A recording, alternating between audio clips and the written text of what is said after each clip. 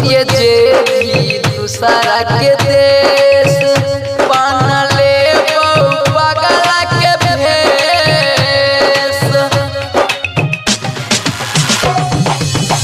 छोरी के जे भी दूसरा के देश पान ले पगला के भेष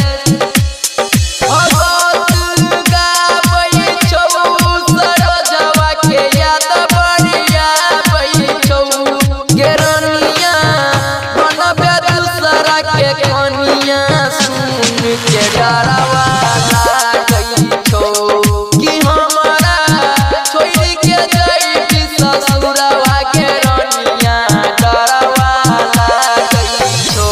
अभी आप सुन रहे हैं मैथिली जानकी रिकॉर्डिंग स्टूडियो बड़हा से।